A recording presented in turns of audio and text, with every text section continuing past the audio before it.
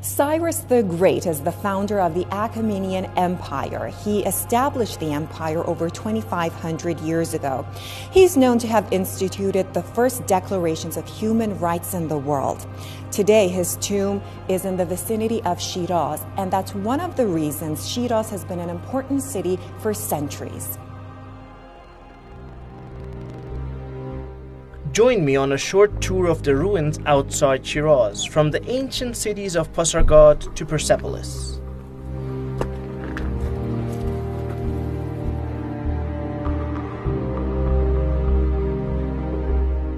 An hour drive from Shiraz lies Pasargad, an exceptional witness of the Achaemenid Empire, showcasing the earliest manifestations of Persian art.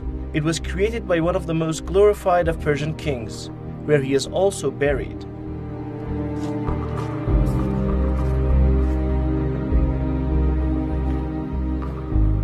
The most prominent structure in Pasargad is the tomb of Cyrus the Great. But who was Cyrus the Great? He was the first Persian king to set up the first Persian dynasty 2,500 years ago.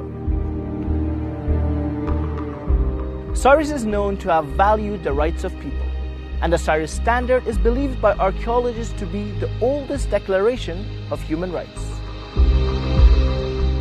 The empire he established is considered to be the first empire that respected the cultural diversity of its different peoples. This was also reflected in the Achaemenid architecture that was a synthetic representation of different cultures. Looking at this building and walking here is like walking in history. They say this building was like an old big prison in the past, or maybe a big tomb, but all that is left is this single wall.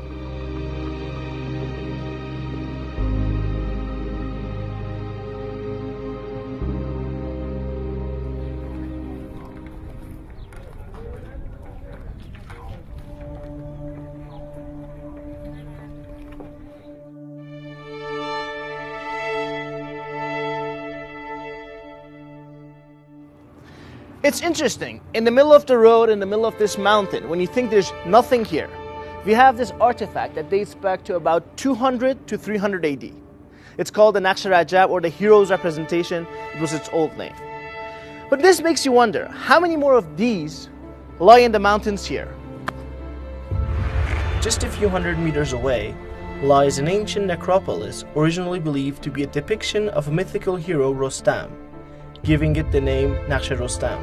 The necropolis is at a considerable height above the ground. Wow, look at this. This was built hundreds of years ago with tools unlike those we have today for 4 Persian kings. It's quite interesting. It's quite amazing. Darius the Great of the Achaemenid Empire was buried here. One inscription on his tomb reads, "It is not my desire that a man should do harm, nor it is my desire that he goes unpunished when he does harm." Every one of these carvings you look at has a story behind it. Let's say this one. This is the story of the Iranian king Hormuz winning a war in about 300 AD over the Greeks. The one with the bigger horse and the bigger spear and the bigger body is obviously the Persian king. And the one with the smaller one is on the ground is the Greek one. These were usually drawn after a victory in war.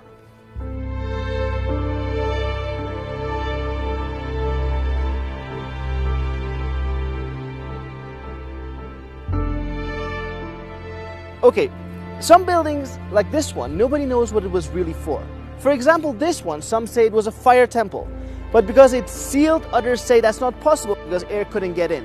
The second theory is it was used for the mummy of a king, but others say because the steep stairway that is on the other side, that is not possible.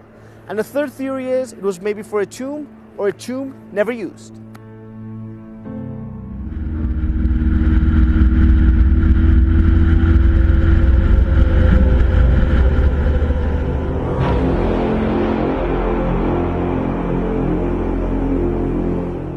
A site on the World Heritage List is the ancient ruins of Persepolis.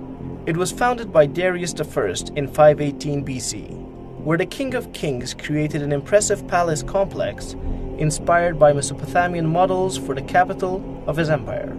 The importance and quality of the monumental ruins make it a unique archaeological site.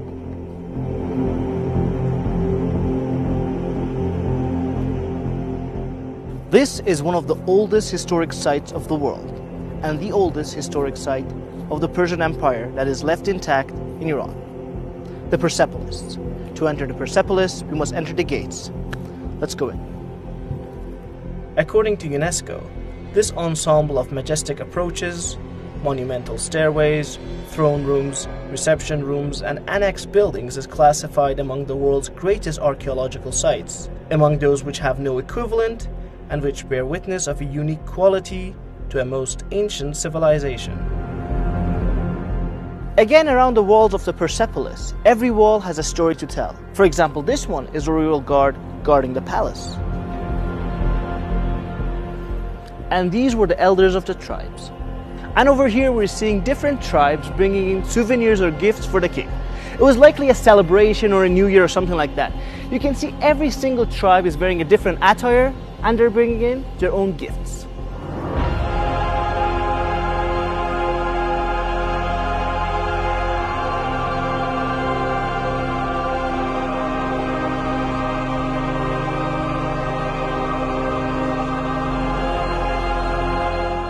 The city was eventually burnt by Alexander the Great in 330.